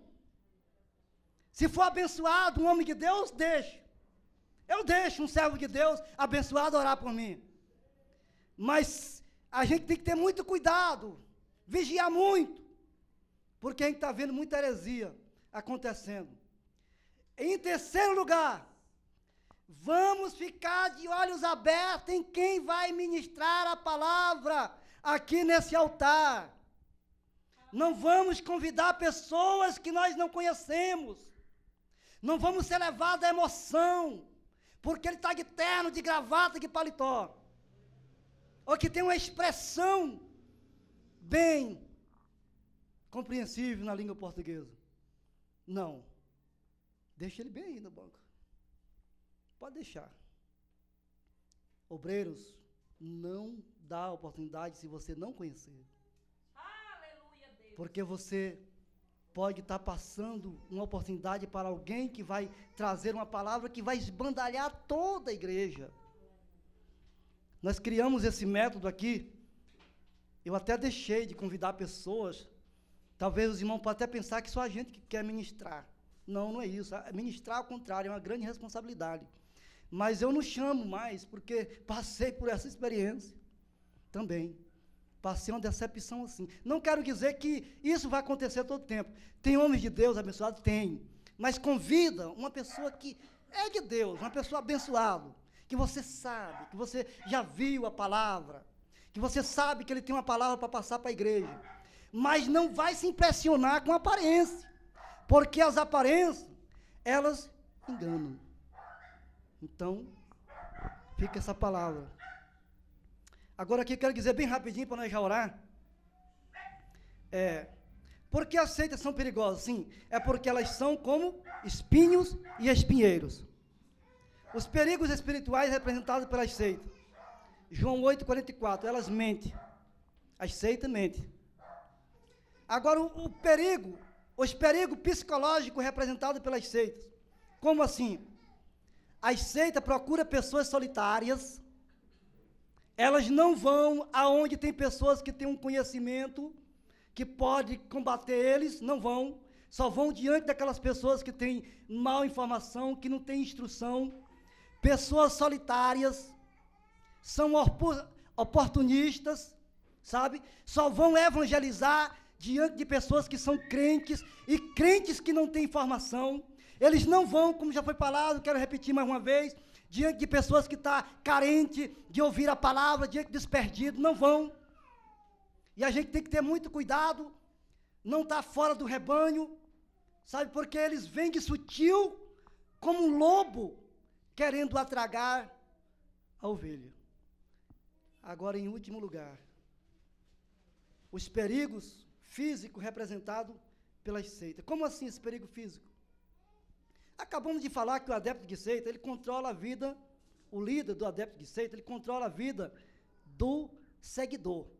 Ele interfere na panela dele, o que ele está comendo, o que ele está vestindo, o que ele está fazendo, nem remédio, certos remédios não pode. Por exemplo, a pessoa sofre do coração, não pode tomar remédio para o coração, porque certas seitas não concordam, elas proíbem.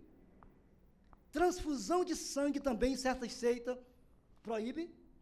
Agora, me permite dizer, o peso que está nos ombros de certos líderes destes, aonde que está, digamos assim, o tamanho do peso das pessoas que no antepassado, que morreram pela ignorância, porque não podiam receber o sangue, doar o sangue, porque se alguém ama o outro, está salvando uma vida.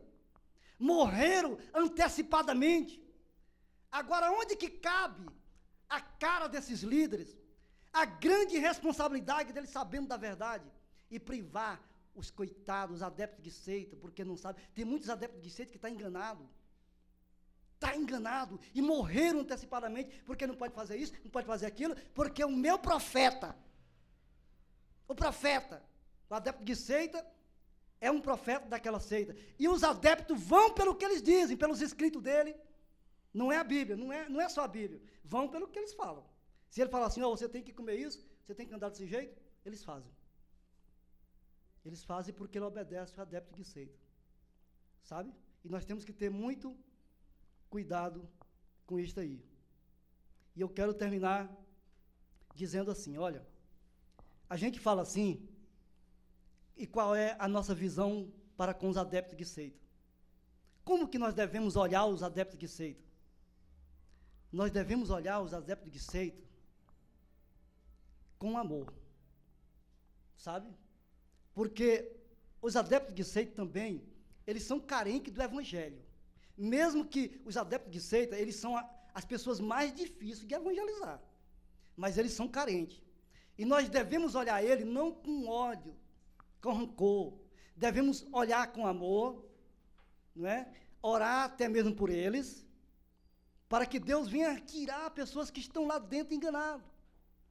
Porque se nós temos amor, porque o amor é de Deus, nós somos cristãos, nós temos que demonstrar na prática do cristianismo que nós amamos, desta forma que nós temos que ver os adeptos de seita.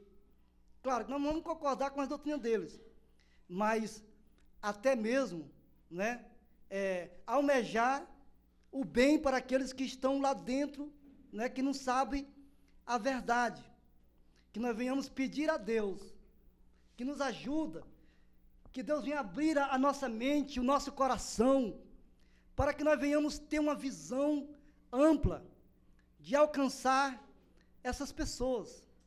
E se você não tem um preparo, procura se preparar, procura ler mais a Bíblia, vive uma vida de oração, sabe? Para que a gente não venha ser enganado. A palavra de Deus diz que os bereanos, eles eram mais nobres quando o apóstolo Paulo pregou o evangelho. E o apóstolo Paulo não estava pregando heresia, mas eles examinavam nas escrituras para saber se aquelas coisas de fato era assim como Paulo estava dizendo. Então, esta tem que ser a nossa visão. Não temos que olhar com os olhos de rancor, mas como uma pessoa carente de salvação. Seja ele de qualquer linhagem, espírita, lá do candomblé, sabe, ateu, e seja qualquer seita que ele seja. Vamos pedir a Deus, né, que muitos de lá também venham ser salvos, sair de lá. Eu quero terminar dizendo aqui, citando aquele verso. Levanta em nome do Senhor Jesus, pode levantar. Glória a Deus. Do meu mestre por excelência, que é o meu amado e Salvador Jesus Cristo. Eu quero terminar citando esse versículo. E é uma palavra de advertência para nós, que nos diz assim, João 5:39. Examinais as Escrituras, porque cuideis nela ter a vida eterna, porque são elas que de mim mesmo testificam. Aleluia. Que Deus nos abençoe. Eu vou estar orando pela sua vida, pela igreja. Aleluia. E que Deus me abençoe a igreja. Pai, nesse momento, ó Eterno, meu Deus, ó Senhor, nós te agradecemos por esse momento tão maravilhoso que passamos na tua presença, meu Pai. Ó Deus, aprendendo da tua palavra, sendo instruído pela tua santa e gloriosa palavra. Meu Deus, dai-nos graça, abre a nossa mente, Senhor, abra o nosso coração, meu Deus amado, porque somente, meu Pai, o teu Espírito Santo, que é o Espírito da verdade, que o mundo não pode receber, meu Pai, que pode nos dar instrução e guiar-nos, Senhor da glória, diante de um mundo, meu Pai, tão conturbado e turbulento, ó eterno Pai.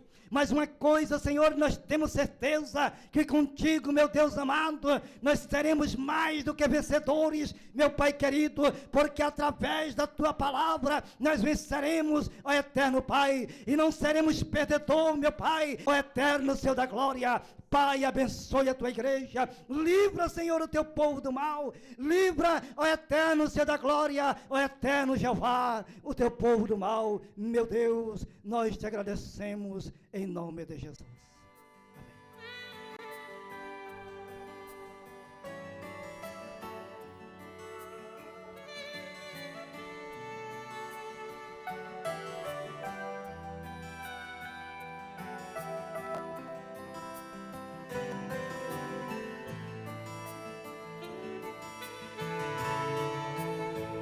Te adorar, Senhor, te dar o meu louvor. Quero me prostrar, vou me derramar aos teus pés, Senhor. O meu vaso de alabastro, quero lhe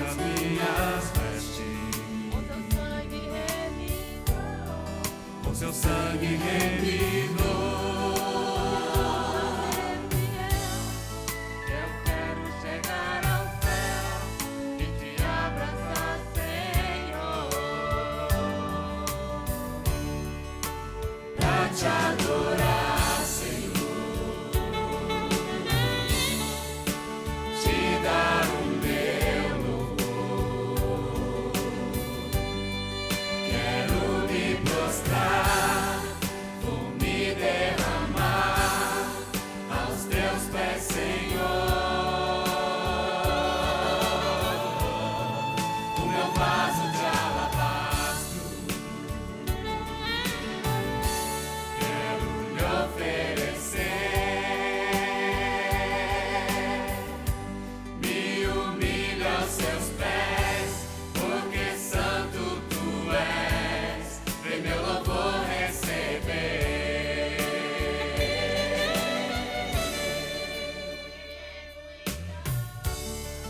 Sou pequeno e tão falho, Não mereço teu amor.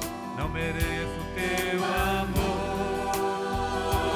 Mesmo assim, o Senhor cuida de mim, O tão pobre pecado,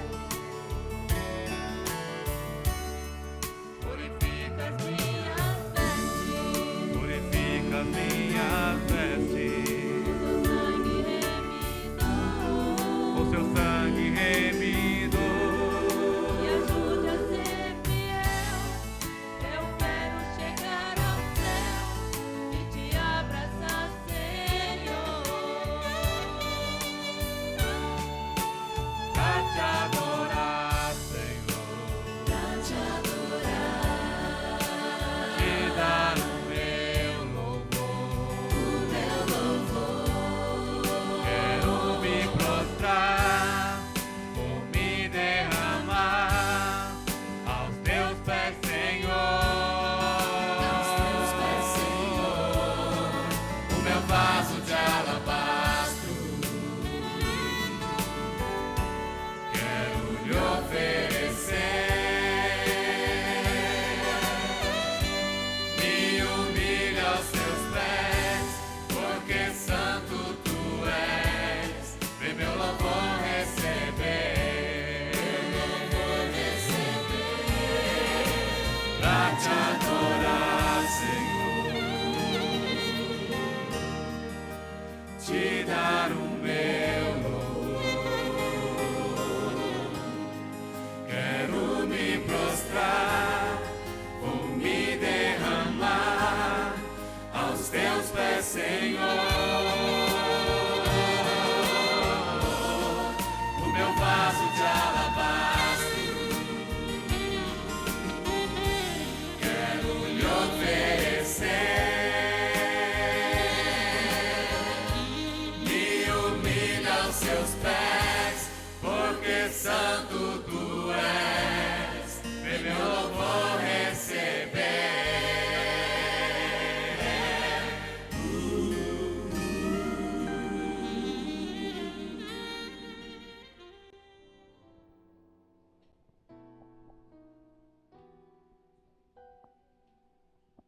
Quando em cativeiro te levaram de Sião, e os seus sacerdotes plantearam de aflição, foi como morrer de vergonha e dor.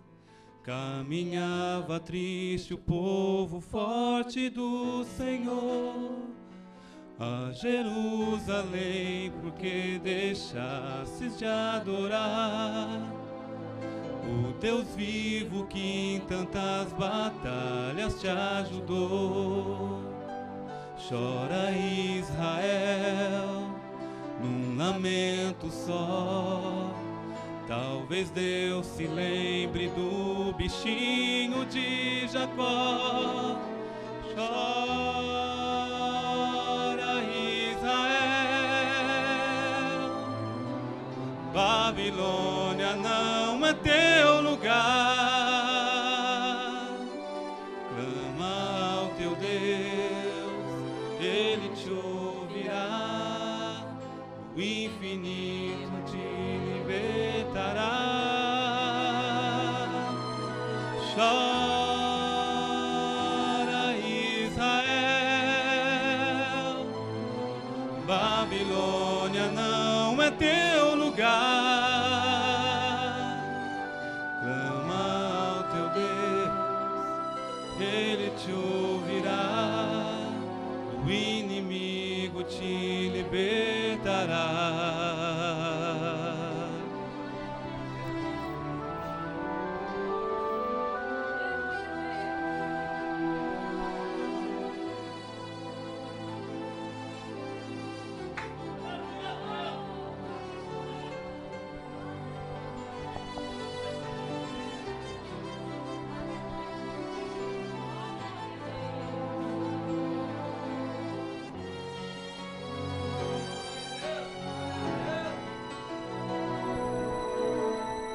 Jerusalém, por que deixastes de adorar o Deus vivo que em tantas batalhas te ajudou?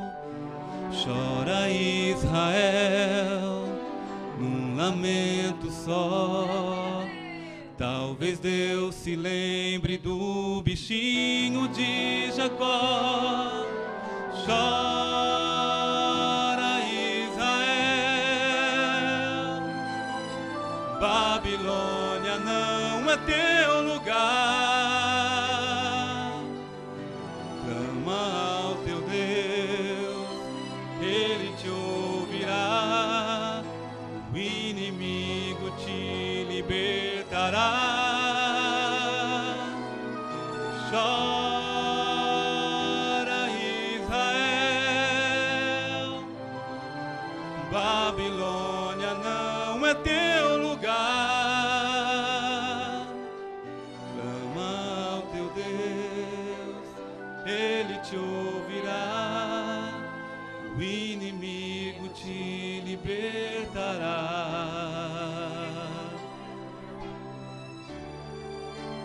As palmas louvam ao Senhor.